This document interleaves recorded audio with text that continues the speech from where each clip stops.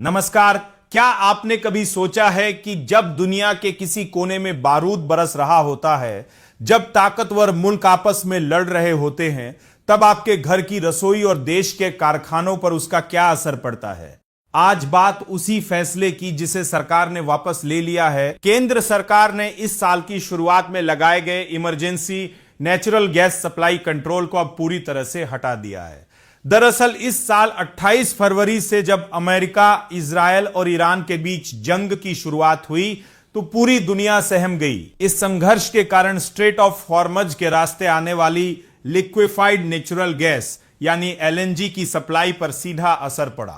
कई अंतरराष्ट्रीय सप्लायरों ने हाथ खड़े कर दिए और आपूर्ति में कटौती कर दिए। भारत के सामने एक बड़ा ऊर्जा संकट खड़ा होने की आशंका थी और इसी को देखते हुए सरकार ने आपातकालीन गैस सप्लाई कंट्रोल लागू किया था। इस कंट्रोल का सीधा मतलब यह था कि देश में मौजूद नेचुरल गैस को सबसे पहले उन सेक्टरों को दिया जाएगा जहां इसकी सबसे ज्यादा जरूरत है। इस व्यवस्था को कानूनी रूप देने के लिए सरकार ने 9 मार्च 2026 को natural gas supply regulation order 2026 जारी किया था। इसके तहत देश में बनने वाली और बाहर से आने वाली गैस के बंटवारे और इस्तेमाल पर सख्त नियंत्रण लगा दिया गया ताकि बिजली और खाद बनाने वाले कारखानों जैसी जरूरी सेवाएं ठप ना हो। अब जब वैश्विक स्तर पर तनाव थोड़ा कम हुआ है तो सरकार ने इस इमरजेंसी ऑर्डर को हटा लिया है।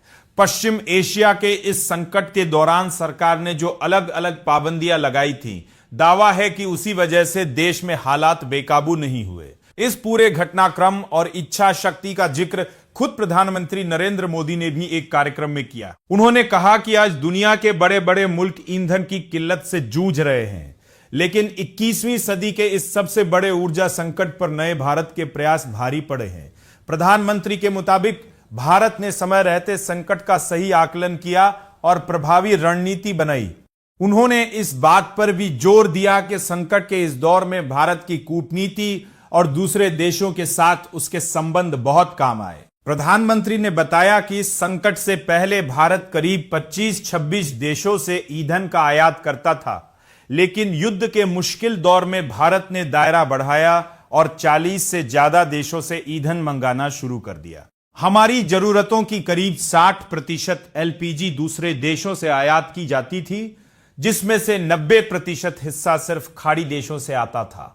युद्ध की वजह से जब यह रास्ता लगभग बंद होने की कगार पर पहुंच गया, तब देश की रिफाइनरियों के सामर्थ्य और कूटनीति के भरोसे इस संकट को टाला गया। संकट टल गया है, पाबंदियां हटा ली गई हैं, लेकिन यह पूरी कहानी बताती है कि वैश्विक राजनीति की एक चिंगारी भी हमारे देश की अर्थव्यवस्था को कितनी गहराई से प्रभावित कर सकती है। नमस्कार, आप देख रहे थे विशेष विश्लेषण।